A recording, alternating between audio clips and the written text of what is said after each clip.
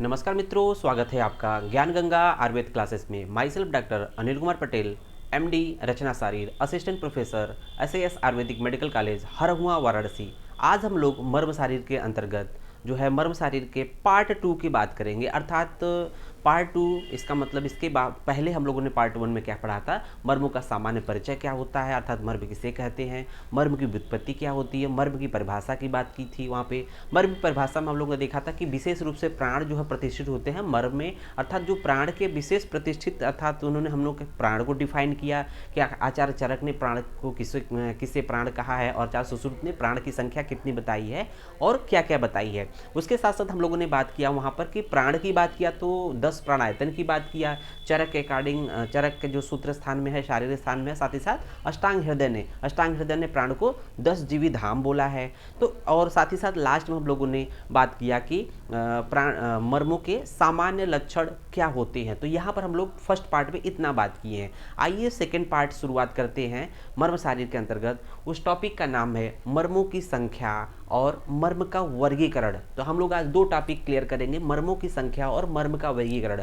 तो ये बात जान लेना जरूरी है कि मर्म को हम इतना 1 बाई 1 पार्ट में क्यों पढ़ते जा रहे हैं, क्योंकि मर्म टॉपिक जो है सब सेकेंड पार्ट में, जो सेकेंड पेपर में होता है, वो सबसे ज़्यादा नंबर का पूछे जाने वाला प्रश्न है। अर्थात इसके जो नंबर होते हैं 15 नंबर के 15 नंबर्स के प्रश्न पूछे जाते हैं। इसका मतलब 15 नंबर है, तो इसको एक एक पार्ट में पढ़ेंगे, इसको ज़्यादा हम वैल्यू देंगे। तो वेरी वेरी इंपॉर्टेंट ये प्रकरण चल रहा है, इस पर बने रहिए आप लोग। और देखेंगे यहाँ पर सबसे शुरू करते हैं पार्ट 2, मर्मों की संख्या। तो मर्मों की संख्या अर्थात इन्यूमरेशन ऑफ मर्म, अर्थात मर्मों की संख्या। जब बात आती है मर्मों की संख्या की, तो एक सबसे अच्छी बात यह है कि मर्म के प्रकरण में सब जिन्होंने भी मर्म की संख्या बताई है, सब ने एक ही संख्या मानी है, वो संख्या है 107। तो यहाँ देखेंगे सुश्रुत का हम लोग रेफरेंस देते हैं कि सप्त उत्तरम मर्म शतम, अर्थात यहाँ पर देखो संस्कृत में जो काउंटिंग होती है उसका बहुत वैल्यू इंपॉर्टेंट होता है, इसलिए संस्कृत शब्द को, संस्कृत भाषा को भी जानना जरूरी है। तो देखेंगे सप्त उत्तरम, अर्थात सप्त मीन्स 7, उत्तरम मीन्स होता है प्लस बाद में। सप्त उत्तरम मर्म शतम, शतम मीन्स होता है 100, शतम का मतलब होता है 100 और 100 से कितना ज़्यादा, उत्तर मतलब ज़्यादा बाद में। इसका मतलब सप्त उत्तर मतलब 100 + 7 107 मर्म होते हैं। जब मर्म की संख्या की बात आती है तो सभी आचार्यों ने, जिन्होंने भी मर्म का वर्णन किया है, जिन्होंने मर्म की संख्या के बारे में बताया है, सभी ने एक ही मत से 107 संख्या बताई है। किसी ने भी न एक कम बताया है न एक ज़्यादा बताया। तो एक बात क्लियर है कि हम लोग को जब भी आंख मूंद के बताना है कि चाहे किसी के अकॉर्डिंग पूछा जाए मर्म की संख्या कितनी होती है, तो 107 मर्म होते हैं। तो ये अच्छी बात है। फिर देखते हैं कि हम मर्मों का वर्गीकरण के बारे में बात करते हैं। मर्मों का वर्गीकरण तो जो कि इंपॉर्टेंट टॉपिक होता है, और मर्मों का वर्गीकरण जब हम लोग शरीर के अकॉर्डिंग या different point of different basis पे पढ़ेंगे, तो वर्गीकरण को हम पूरा देखेंगे, पूरा वर्गीकरण का ही प्रकरण चलेगा। तो इंपॉर्टेंट पॉइंट है, ये पूछा ही जाता है। तो देखेंगे वर्गीकरण अर्थात क्लासिफिकेशन। पहला पॉइंट है जो बेस है एक्सप्लेनेशन का, वो है रचना के अनुसार। तो रचना के अनुसार क्या है, देखेंगे यहाँ पर हम लोग रेफरेंस देख रहे होंगे कि रचना के अनुसार सप्त उत्तरम मर्म शतम, अर्थात मर्मों की संख्या कितनी होती है, 107 होती है। सुनिए, सप्त उत्तरम मर्म शतम, तो ये पहले लाइन का एक्सप्लेनेशन है। सप्त उत्तरम मर्म शतम अर्थात मर्म 107 होते हैं। उसके बाद देखेंगे तानि मर्माणी पंचात्मकानी, ये जो मर्म होते हैं, मर्म जो 107 हैं, संख्या 107 है, इन 107 संख्या को अगर अकॉर्डिंग टू रचना देखा जाए तो ये 5 प्रकार के होते हैं। तो रचना के हिसाब से मर्म होते 5 प्रकार के होते हैं। अब जो 107 संख्या इन्हीं 5 प्रकारों में विभक्त हो जाती, तो किस तरह से डिवाइड, इसके बारे में देखेंगे। तानि मर्माणी पंचात्मकानी, लेकिन फिर देखेंगे भवंती तद्यता। तो तद्यता कौन कौन से वो 5 प्रकार के मर्म हैं जो रचना के अकॉर्डिंग है, देखेंगे। मांस मर्माणी, सिरा मर्माणी, स्नायु मर्माणी, अस्थि मर्माणी, संधि मर्माणी च इति। तो ये मांस, सिरा, स्नायु, अस्थि, संधि इंपॉर्टेंट पॉइंट है मर्म के प्रकरण में। तो हम लोगों ने जब मर्म को डिफाइन किया था तो कहा मर्माणी नाम मांस, सिरा, स्नायु, अस्थि, संधि, सन्निपात। तो उन्हीं 5 रचना की बात किया था। मर्माणी नाम मांस, सिरा, स्नायु, अस्थि, संधि, सन्निपात है। उन्हीं 5 के अलावा कहीं अन्य मर्म की बात की ही नहीं जाती। मीन्स 5 जो रचनाएं हैं, उन्हीं रचना से मर्म का निर्माण होता है, जहाँ पर्टिकुलर जगह पे मिलते हैं। तो देखेंगे जब इसके संख्या की बात आती है 107 होते हैं, तो इन्हीं में से कुछ जो मांस मर्म होते हैं, कुछ जो होते हैं सिरा मर्म होते हैं, कुछ स्नायु मर्म होते हैं, कुछ अस्थि मर्म होते हैं, कुछ संधि मर्म होते हैं। लेकिन यहाँ पर एक चीज़ और भी बात करते हैं, यहाँ पर हम लोगों ने अंडरलाइन किया पंचात्मकानी, अर्थात सुश्रुत ने रचना के अकॉर्डिंग जो मर्मों के संख्या है, प्रकार है, वो 5 प्रकार बताया है। बट जब बात अष्टांग हृदय की आती है तो उन्होंने षड्विध मर्म की बात की है। अकॉर्डिंग टू रचना सुश्रुत ने पंचविध मर्म की बात किया है, मांस शिरा स्नायु अस्थि संधि की बात की है, लेकिन अष्टांग हृदय ने जो है पंचविध मर्म न करके षड्विध मर्म का नाम दिया है। तो आपसे पूछा जाता है कि षड्विध मर्म किसने दिया है, तो सबसे पहला पॉइंट होता है सबसे इंपॉर्टेंट पॉइंट है षड्विध मर्म अष्टांग हृदय ने दिया है। षड्विध मर्म जो है अष्टांग हृदय ने दिया है, उसमें क्या एक्स्ट्रा मानना है, तो उसमें धमनी को एक्स्ट्रा जोड़ दिया है। 5 नाम तो यही रहेंगे, एक्स्ट्रा क्या रहेगा, धमनी नाम दे देंगे। धमनी मर्म को उन्होंने अलग नाम दे दिया था। छठा मर्म का जो टाइप है वो धमनी मर्म है। तो यहाँ पर हम लोग एक इंपॉर्टेंट पॉइंट यहाँ पर मिल जाता है एमसीक्यू के पॉइंट से। ये जो मर्म का टॉपिक है, चाहे यूजी हो, जितना इंपॉर्टेंट यूजी के लिए होता है उतना ही इंपॉर्टेंट पीजी के पॉइंट ऑफ व्यू से होता है। फिर देखेंगे कि हम लोगों ने एक टेबल बनाया है, इसी बात को हम लोगों ने क्लियर कट कर दिया कि जो टोटल मर्म 107 होते हैं, लेकिन वो रचना के हिसाब से 5 प्रकार के हो जाते हैं। तो अर्थात जो 107 संख्या किस तरह से डिवाइड हो गई, तो हम लोग देखते हैं कि यहाँ पर एक क्रम संख्या है 1 2 3 4 5, और यहाँ आप देखेंगे मर्म के प्रकार में देखेंगे मांस मर्म, शिरा मर्म, स्नायु मर्म, अस्थि मर्म, संधि मर्म, धमनी मर्म।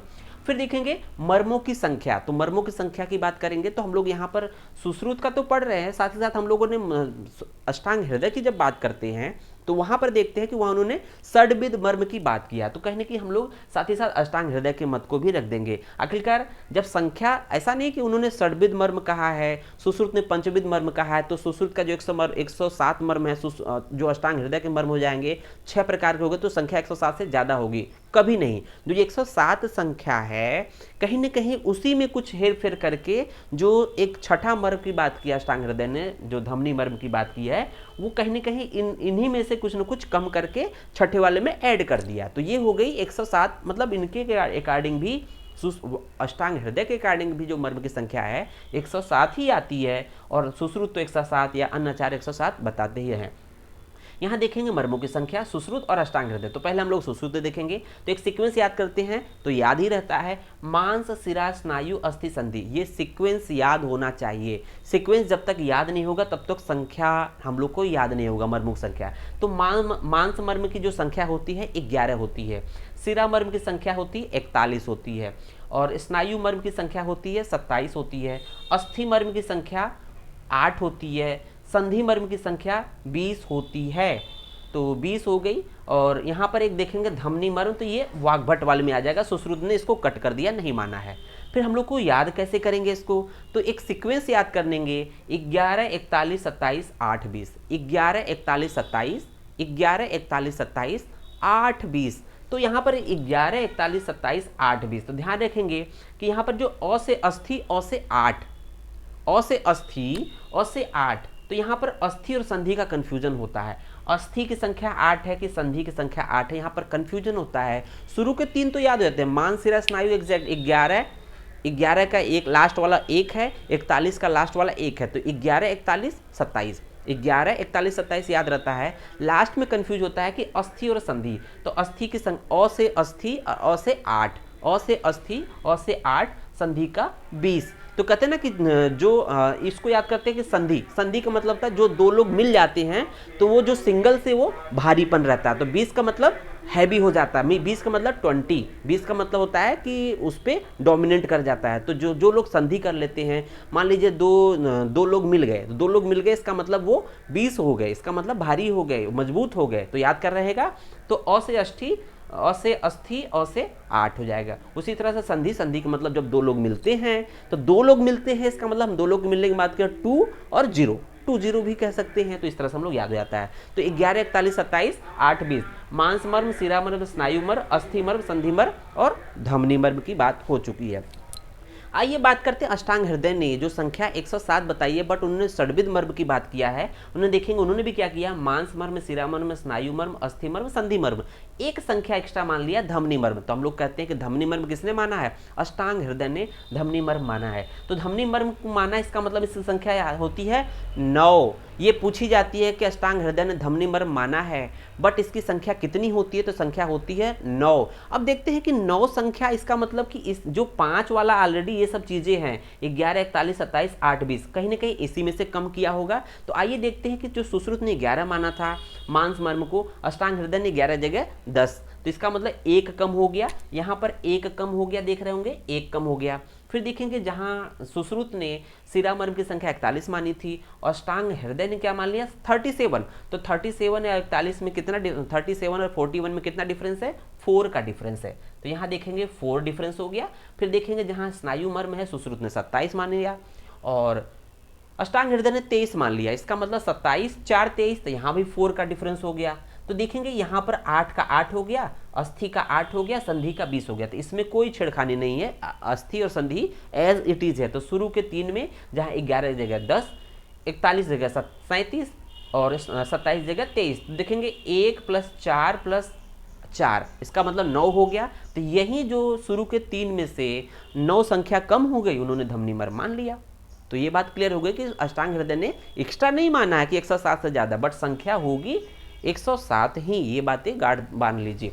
तो आइए शुरू करते हैं। इस तरह से हम लोगों ने अकॉर्डिंग टू रचना के हिसाब से याद हो गया। तो याद देख लेंगे कि यहाँ पर शुरू पहले वाले में 1 कम है, दूसरे वाले में 4 कम है, तीसरे वाले में 4, तो 144 याद रख लिए। शुरू के 3 में से याद क्या करना है, 144 घटाना है, 144। शुरू के 3 में से क्या घटाना है, 144, तो 144 अगर मांसशिरा स्नायु में से घटा देंगे, वो वाग्भट का लास्ट में धमनी मर्म हो जाएगा। तो आइए देखते हैं रचना के अकॉर्डिंग हम लोगों ने जो वर्गीकरण बात किया, उसके बाद हम देखते हैं सडंग शरीर के अनुसार। तो सडंग शरीर की हम लोगों ने इसलिए शुरुआत में बात कर दी गर्भ के प्रकरण में, अब देखेंगे उसी का यूटिलाइजेशन हो रहा है। बार बार हम लोग सडंग शरीर का टॉपिक लेक्चर हम लोगों ने आपको देखना है, तो सडंग शरीर को चरक ने क्या माना है, सुश्रुत ने क्या माना है, या अन्य आचार्यों ने क्या माना है और क्यों माना है, तो वहाँ पर हम लोग ने गर्भ प्रकरण में, आप जब हमारे चैनल पे जाएंगे तो वहाँ पर ये चीज़ें पड़ी हुई है, उसको एक बार देख लेंगे तो क्लियर हो जाएगा। देखेंगे सडंग शरीर के अनुसार, मीन्स सडंग शरीर का मतलब होता है 4 शाखाएं, 4 शाखाएं, सिंपली सुश्रुत ने कह दिया 4 शाखाएं, मध्य शरीर और जत्रुगत। तो यहाँ पर देखेंगे प्रत्येक शाखा में, जब हम लोग आगे पढ़ते हैं, प्रत्येक शाखा में मर्मों की संख्या 11 मानी है। तो प्रत्येक शाखा में 11 है, तो टोटल जो ब्रांच है या शाखाएं कितनी है, 4 है, तो चारों शाखाओं में 11 × 4 अर्थात 44 हो गया। तो चारों शाखाओं में मर्मों की संख्या हो गया 44 हो गया। फिर देखेंगे मध्य शरीर, तो मध्य शरीर को भी उन्होंने अलग अलग पार्ट में बताया कि मध्य शरीर में जैसे ये एब्डामिन हो गया, ये थोरैक्स हो गया, पूरा जो पृष्ठ भाग हो गया, तो एब्डामिन, थोरैक्स और पृष्ठ भाग। तो देखेंगे एब्डामिन का मतलब उदर, सिंपली उन्होंने आयुर्वेद में क्या बोला, एब्डामिन को उदर से कोरिलेट करते हैं। तो एब्डामिन अर्थात उदर, उदर में सिर्फ 3 मर्म माना है। उदर रीजन में कितना माना, मध्य शरीर के अंतर्गत 3 मर्म मारा है, और उरस अर्थात थोरेसिक रीजन में 9 माना है। तो टोटल देखेंगे कि इसका मतलब एंटीरियर एस्पेक्ट में, मीन्स फ्रंट में कितने मर्म हैं, तो देखेंगे थोरेसिक रीजन में तो 9 है, लेकिन एब्डामिन में सिर्फ और सिर्फ 3 है, तो 9 3 12।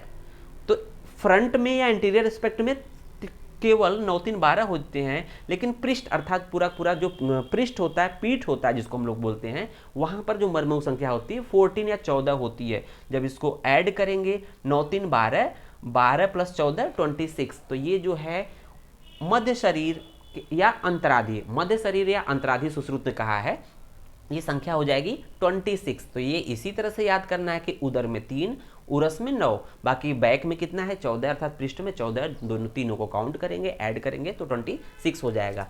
फिर देखेंगे यहाँ पर जब ये हम लोगों ने चारों शाखाओं में बात कर लिया, और साथ ही साथ जो मध्य शरीर था उसके बारे में बात कर लिया, बचा हम लोग का ग्रीवा और सिर। तो ग्रीवा सिर को हम लोग एक टर्म देते हैं और जत्रुगत। जत्रु मीन्स होता है क्लेविकल, जत्रु का मतलब होता है ये क्लेविकल, और क्लेविकल जो होता है एक तरह से किस पॉइंट पे होता है वो इंडिकेट करता है कि जो नेक का जो रूट होता है, जो ग्रीवा या नेक का रूट इसी जगह से शुरू होता है, क्लेविकल के लेवल से, अपर बॉर्डर ऑफ क्लेविकल से क्या होता है, नेक का जो रूट शुरू होता है। इसलिए क्लेविकल, जत्रु मीन्स क्लेविकल, तो जत्रु के जस्ट एबव, जत्रु के एबव से ग्रीवा और सिर की स्टार्ट होती है, तो दोनों को एक साथ कह दिया है। यहाँ पर उन्होंने कह दिया 37 संख्या होती है। जब तीनों को काउंट करेंगे तो संख्या 107 से परे नहीं जाएगी। आपको गांठ बांध के रखना है कि संख्या 107 ही होगी, चाहे कितना भी उसको क्लासिफाई कर दें।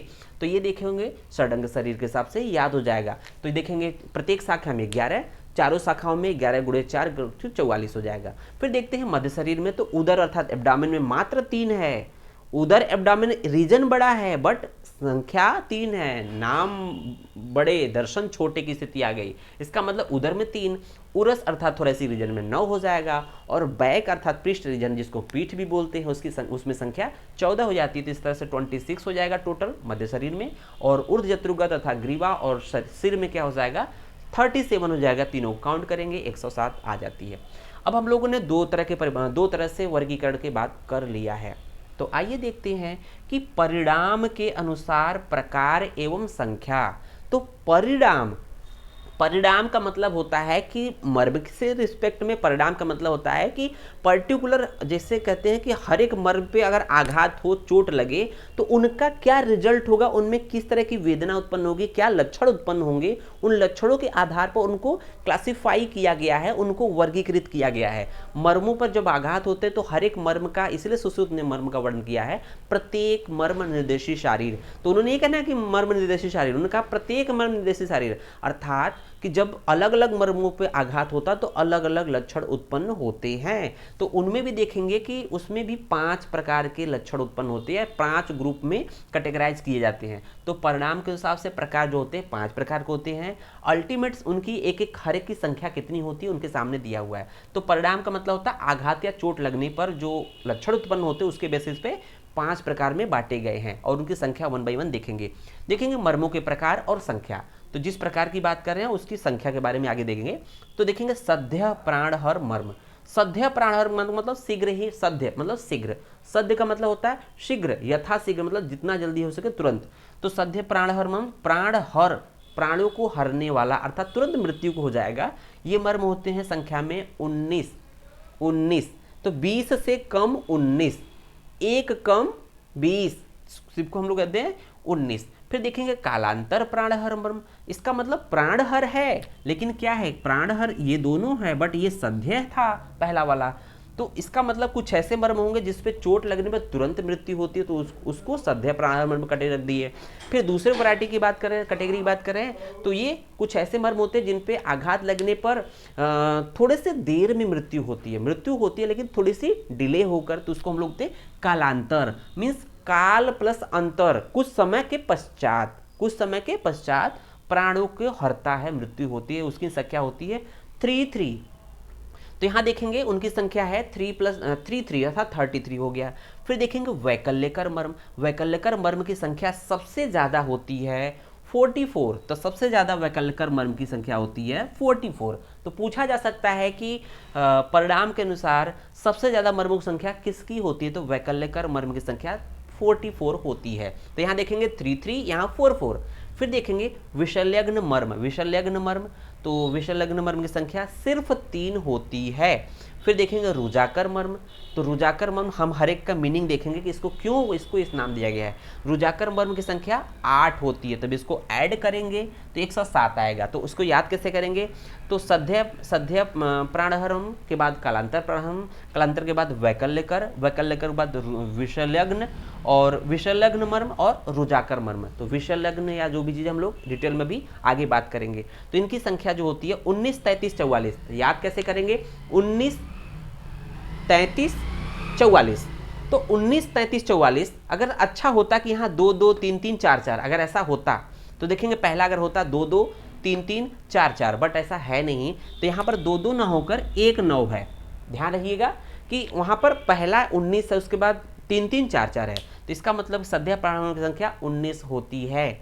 19 होती है, कालांतर प्राणायामों की संख्या 33 होती है, वैकल्यकर मर्म की संख्या 44 होती है और विषय लग्न मर्म की संख्या सिर्फ 3 होती है और रुजाकर मर्म की संख्या 8 होती है। तो 19 33 44 3 8, 19 33 44 दो चार बार बोलेंगे याद हो जाएगा, 19 33 44 3 8, 19 33 44 3 8। तो इस तरह से संख्या 107 हो जाती है।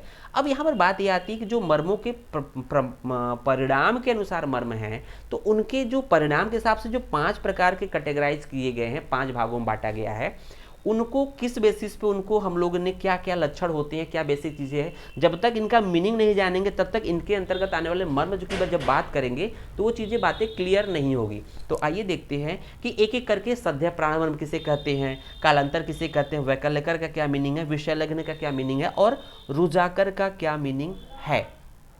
तो एक एक करके देखेंगे। यहाँ पर दो कन्फ्यूजन, बहुत ही ग्रेटर कन्फ्यूजन होता है कि वैकल्यकर और रुजाकर, वैकल्यकर और रुजाकर में बहुत ही कन्फ्यूजन होता है। तो हम लोग इसको भी क्लियर करेंगे। तो वैकल्यकर और रुजाकर आपस में लगता है कि दोनों एक ही तरह के पीड़ा से संबंधित बात हो रही है, बट हम लोग बेसिक डिफरेंस बात कर लेंगे कि अल्टीमेट डिफरेंस क्या है। तो यहाँ देखेंगे सध्या प्राणायाम की बात किया, पहला उनकी संख्या कितनी है 19। यहाँ हो जाता अगर 22 तो मजा आ जाता, इसका मतलब 2 2 3 3 4 4, ऐसा है नहीं, 1 9 2 2 4 4, 1 9 2 2 4 4 0308 0308, कुछ इस तरह से संख्या बात की गई है। तो सध्या प्राणायाम की संख्या कितनी है 19। यहाँ पर देखेंगे कि ये सध्या क्यों कहा जाता है, क्योंकि जब इन पे आघात होता है, इस टाइप के मर्म पर आघात होता है तो क्या होता है, शीघ्र ही मृत्यु होती है अथवा 7 दिन में मृत्यु। तो सध्या प्राणहर्म कहने का मतलब ये है कि या तो आघात होने पर तुरंत मृत्यु होगी या 1 सप्ताह के अंदर, मतलब 1 सप्ताह में मृत्यु होगी, 1 सप्ताह के बाद नहीं, विदिन 1 वीक मृत्यु होगी या शीघ्र ही सडन मृत्यु होगी, डेथ होगी। तो इसलिए बोला गया सध्या प्राणहर्म। सध्या टर्म का मतलब शीघ्र अथवा 1 सप्ताह के अंदर। फिर देखेंगे इनका स्वभाव, स्वभाव का मतलब पर्टिकुलर इनके अंदर पर्टिकुलर कौन सी ऐसी सब्सटेंस है जिसकी वजह से हम लोग सध्या प्राणहर की संज्ञा में रखते हैं। तो इसकी उत्पत्ति अग्नि से होती है। जो सध्या प्राणहर मर्म है उनकी उत्पत्ति अग्नि से होती है, इसलिए इनका स्वभाव क्या होता है, आग्नेय होता है। तो इनका स्वभाव सबसे इंपॉर्टेंट पॉइंट है कि जो परिणाम के हिसाब से जो मर्म की बात की गई, इनके मारक काल जो ये है शीघ्र, ये मारक काल है, एक तरह से इसको बोलते हैं घातक काल, घातक काल या मारक काल। घातक काल या मारक काल मीन्स अपनी जो लक्षण या मृत्यु कितने दिनों में होगा उसके बारे में बता रहा है। तो घातक काल है शीघ्र था 7 दिन। उसके बाद दूसरा देखेंगे इसकी उत्पत्ति अग्नि से हो रही है, इसका स्वभाव क्या है, आग्नेय होता है। फिर देखेंगे आघात होने पर अल्टीमेटली होता क्या है कि सध्या मृत्यु होती है। तो जैसे ही इस सध्या प्राणायाम मर्म के जो अनेक 19 प्रकार के मर्म हैं उन पर आघात होता है तो क्या होता है, अग्नि का नाश होता है। तो अग्नि का नाश होने की वजह से व्यक्ति मृत हो जाता है। अग्नि अर्थात शारीरिक उष्मा का नाश हो जाता है। तो हम लोग कहते हैं ना कि ये व्यक्ति मृत हो गया, इसका मतलब शरीर ठंडा हो गया। मृत का मतलब शरीर ठंडा हो गया, उसकी जो शारीरिक जो उष्मा थी, गर्मी थी, निकल गई। तो व्यक्ति मृत होने का मतलब ठंडा हो गया, इसका मतलब उसकी शरीर की जो गर्मी थी, उष्मा थी, निकल गई। इसको हम लोग एक सिंपली कोरिलेट भी कर सकते हैं कि जनरली जब इस तरह की केसेस आती है, जब सडन डेथ की बात आती है, तो कहीं ना कहीं इसमें जो है मैक्सिमम केसेस में देखा जाता है कि ब्लड लॉस, इंटरनल ब्लीडिंग हो चाहे एक्सटर्नल ब्लीडिंग हो, उस तरह की कंडीशंस आती ही आती है। तो जहाँ कहीं ब्लड लॉस की कंडीशंस आएगी, शॉक की कंडीशन आएगी, हाइपोवॉल्यूमिक शॉक कंडीशन में जाएगा, व्यक्ति सीधे डेथ को जाएगा। तो ये कंडीशन आता है, साथ ही साथ कुछ और भी टर्म कंडीशन होता है, इसका हम लोग आगे बात करेंगे। तो यहाँ पर देख रहे होंगे कि शीघ्र मृत्यु का मैक्सिमम केसेस में जो होते हैं ब्लड लॉस, चाहे वो चाहे एक्सटर्नल, अगर जैसे एक्सीडेंट होता है तो ब्रेन हेमरेज होता है, वो इंटरनल ब्लीडिंग हो गई, उसकी वजह से पैरालिसिस और डेथ होता है। उसके साथ ही साथ क्या होता है, और उसके साथ साथ जो है एक्सटर्नल अगर ब्लड लॉस हुआ तो उसमें ब्लड चेक नहीं होता तो मृत्यु निश्चित है। फिर देखेंगे कालांतर प्राणहर मर्म। तो इसके भी कई, ये जो सध्या प्राणहर मर्म है तो इसमें भी कुछ दिनों बाद व्यक्ति कोमा में जाता है, उसके बाद उसकी मृत्यु होती है। तो उसके भी 7 दिन या उसके बाद की कंडीशन बताई गई है। फिर देखेंगे दूसरा पॉइंट कालांतर, अर्थात शीघ्र न होके थोड़ा सा डिले हो रहा है। तो डिले क्यों हो रहा है, उसका कारण क्या है कि इसका स्वभाव क्या होता है, सौम्य प्लस आग्नेय। तो यहाँ पर जब तुरंत ही यहाँ पर आग्नेय जो गुण है इसका, आग्नेय जिसके उत्पन्न हुआ है, स्वभाव का मतलब उससे जिससे उत्पन्न हुआ है, तो आग्नेय आग्नेय जो या जो अग्नि गुण होता है सडन लॉस होता है उस कंडीशन में आघात होने पर, लेकिन जो सौम्य गुण होता है वो धीरे धीरे समाप्त होता है। तो धीरे धीरे समाप्त होने की वजह से या धीरे धीरे उसका लॉस होने से, तो इसकी वजह से क्या होते हैं, कालांतर में प्राणहर होते हैं। तो ध्यान रखिएगा इसका स्वभाव क्या है, सौम्य प्लस आग्नेय। सध्या प्राणहर का स्वभाव क्या था, आग्नेय था, सडन लॉस होता था अग्नि का या उष्मा का, शारीरिक उष्मा की, जिससे तुरंत मृत्यु होती थी। कालांतर में जो है अग्नेय गुण का तो सडन लॉस होगा, बट जो सौम्य गुण होगा उसका धीरे धीरे लॉस होगा शरीर से, जिसकी वजह से ये कालांतर में प्राणहर था, मृत्यु कारक होते हैं। फिर देखते हैं घातक अवधि या घातक काल, व्यक्ति की मृत्यु कितने समय में पूरी होगी, मतलब मृत्यु होगी। तो इसमें बोला गया 2 सप्ताह या 1 माह में, मतलब 15 दिन या 1 माह के अंदर व्यक्ति की मृत्यु हो जाती है। 15 दिन या 1 माह में व्यक्ति की मृत्यु हो जाती, ऐसा यहाँ बोला गया है, जो कि यहाँ पर संहिताओं में वर्णन है। फिर देखेंगे तीसरे नंबर पे, यहाँ पर तीसरे नंबर पे तो वैकल्यकर है, बट हम थोड़ा सा चौथे नंबर को पहले एक्सप्लेन कर रहे हैं, विशल्यग्न मर्म। तो विशल्यग्न का मीनिंग ध्यान लेना। देखेंगे विशल्य, विशल्य का मतलब होता है शल्य रहित। जैसे होता है ना कि विशल्य, जैसे कोई शल्य मतलब फॉरेन बॉडी। जैसे पहले के ज़माने में जो युद्ध लड़ते थे, तो युद्ध लड़ते थे तो धनुष बाण या जैसे कहते हैं ना कि तलवार से अगर एब्डोमिनल रीजन में अगर एंट्री करा देते थे, तो एंट्री कराने के बाद जैसे ही तलवार को खींच लेते थे, तो मान लीजिए तलवार घुस गया एब्डोमिन में, तो उसके बाद अगर जब तक वो तलवार पड़ा हुआ है तब तक तो ब्लड लॉस या इस तरह की, या जो वहाँ पर जो उसका जो स्वभाव होता है, जो गुण होता है, उसका लॉस नहीं होता है। लेकिन जैसे ही तलवार खींचते हैं वहाँ ब्लड लॉस और जो उसका जो स्वाभाविक गुण होता है उसका नाश होने की वजह से, तो इसका मतलब कि विशल्यघ्न, विशल्यघ्न तो 2 शब्द है, विशल्य प्लस घ्न। तो जो विशल्य का मतलब होता है यहाँ पर शल्य रहित, मीन्स जैसे तलवार आपके पेट में गया तो जब तक तलवार पड़ा हुआ जैसे खींच लेंगे अर्थात तब तक व्यक्ति की मृत्यु निश्चित हो जाएगी। तो विशल्य का मतलब कोई भी फॉरेन बॉडी एंट्री की और जब तक पड़ा हुआ है तब तक व्यक्ति जिंदा होने की संभावना रहती है, तब तक व्यक्ति जिंदा रहता है। लेकिन जैसे ही तुरंत खींच लेंगे, विशल्य मीन्स अपने फॉरेन बॉडी या जो तलवार खींच लिया, तो व्यक्ति मृत हो जाएगा। क्यों मृत हो जाएगा, तो देखेंगे जब तक इसका स्वभाव क्या होता है, वायव्य होता, अर्थात वायु गुण की प्रधानता होती है। इस मर्म, इस तरह के मर्म में वायु गुण की प्रधानता होती है। तो बोला जाता है कि जब तक शल्य से मार्ग रुका रहता है, मीन्स हम लोगों ने बोला कि जब तक तलवार अगर अंदर गया है, अगर वहाँ तलवार पड़ा हुआ है, अर्थात जो तलवार एज ए शल्य के रूप में फॉरेन बॉडी के है, जब तक तलवार अंदर है या शल्य अंदर है तब तक वायु की गति नहीं हो सकती है। वायु अपनी जगह फिक्स है, तब जब तक तलवार अंदर है या जब तक शल्य से मार्ग रुका हुआ है तब तक वायु की गति नहीं हो सकती, अर्थात वायु अपनी जगह सुरक्षित है। लेकिन शल्य को निकलते ही या तलवार को निकलते ही मृत्यु हो जाती है, तो वायु का नाश हो जाता है, तो वहाँ पर भी ब्लड लॉस होता है। तो फिर यहाँ पर एक टर्म कंडीशन आता है कि क्या आप फिर शल्य को एज इट इज पड़ा रहने दे। तो इसमें ये बोला जाता है संहिताओं में कि अगर कोई शल्य अगर अंदर पेट में गया है, कहीं भी बॉडी पार्ट में है, अगर वो ऑटोमेटिक इंटरनल हीलिंग होते होते धीरे धीरे निकल जा रहा है बाहर, तो व्यक्ति जीवित रहेगा। लेकिन आप जबरदस्ती खींचेंगे विदाउट हीलिंग होते तो वो व्यक्ति मर जाएगा। तो इसलिए घ्न का मतलब होता है नष्ट होना, विशल्य का मतलब शल्य रहित, और जैसे ही शल्य रहित हो जाएगा व्यक्ति तुरंत मर जाएगा। इसलिए कहते हैं अगर कुछ समय तक है तो उसको एज इट इज रहने दो, तुरंत निकालेंगे तो ये व्यक्ति मृत हो जाएगा। तो ये मीनिंग समझ में आ गया।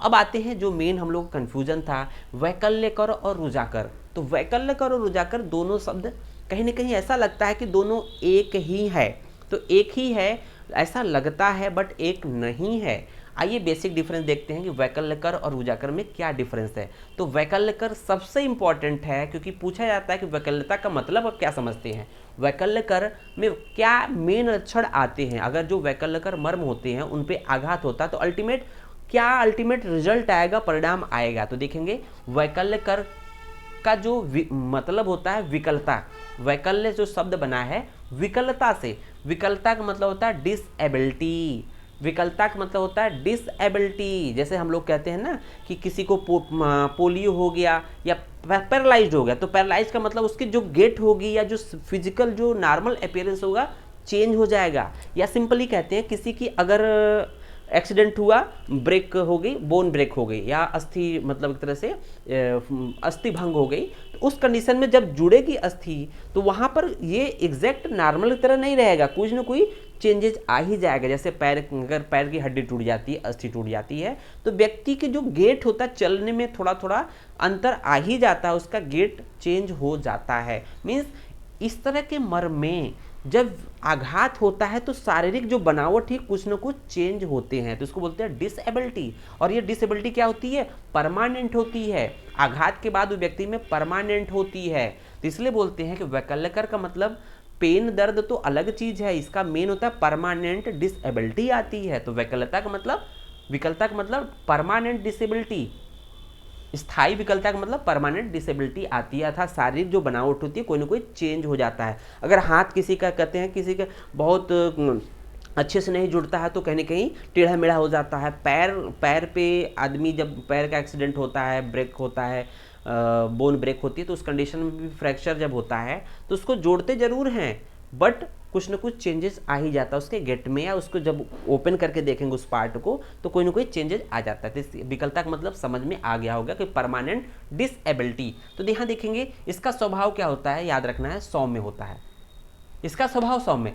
तो यहाँ देखेंगे, यहाँ पहले सद्य का स्वभाव था आग्नेय, कालांतर का सौम्य प्लस आग्नेय, वैकल्य कर विषलग्न का था वायव्य, और वैकल्य कर का क्या है, सौम्य है। और घातक काल जो निश्चित होता है, घातक काल इसका भी निश्चित होता है, बट विशेष परिस्थितियों में शीघ्र मारक होता है। कुछ कंडीशंस ऐसी होती हैं कि उसमें शीघ्र ही मृत्यु होती है, अथवा कालांतर में मारक होता है। तो वैकल्य कर को हम लोगों ने सद्य और उसमें एक तरह से कालांतर में इंक्लूड कर दिया कि जो कुछ परिस्थितियों में तो शीघ्र मृत्यु होती है, अथवा कुछ में कालांतर में मारक होते हैं। फिर देखेंगे विशेष रूप से इसमें विकलता उत्पन्न होती है। विकलता मतलब क्या होता है कि परमानेंट डिसेबिलिटी। मान लीजिए किसी को पैर मोच आ गया, पैर जबरदस्त मोच आएगा तो उसका हमेशा के लिए कहीं ना कहीं ये जहाँ भी थोड़ा सा भी डिसबैलेंस होगा तुरंत वो समस्या आती रहती है, या फ्रैक्चर हुआ है तो हमेशा परमानेंट बना रहता है। तो कह रहा है विशेष रूप से विकलता उत्पन्न हो जाती है अंग प्रत्यंगों में। विशेष लक्षण क्या होता है, अंग विकृत करना। इसका विशेष लक्षण होता है कि अंग को विकृत करना, अर्थात जो नॉर्मल अपीयरेंस था, रूपरेखा थी, वो अब थोड़ी सी चेंज हो जाएगी। अब लास्ट में देखते हैं रुजाकर मर्म में क्या होता है, स्वभाव क्या होता है, अग्नि प्लस वायु। तो देखेंगे अग्नि और वायु दोनों के द्वारा रुजा और पीड़ा उत्पन्न होती है। अग्नि और वायु दोनों के द्वारा रुजा और पीड़ा उत्पन्न होती है। इसका जो विशेष लक्षण होता है कि विशेषकर पीड़ा इसमें होती है। तो इसमें जो विशेष लक्षण होता है, रुजाकर, नाम पड़ा है रुजाकर, इसका मतलब कुछ हो न हो लेकिन पीड़ा जरूर होगी, कुछ हो न हो लेकिन रुजाकर में पीड़ा जरूर होगी। तो कुछ इस तरह से हम लोगों ने बात कर लिया कि जो भी हम लोगों ने जो मर्मों की संख्या और उनके वर्गीकरण के बारे में बात किया। आज मैटर समझ में आया हो तो बच्चों कमेंट जरूर करें, और अपनी जो समस्याएं हैं हमसे पूछ सकते हैं डायरेक्ट या उस पर कमेंट करके चैनल्स पे। धन्यवाद।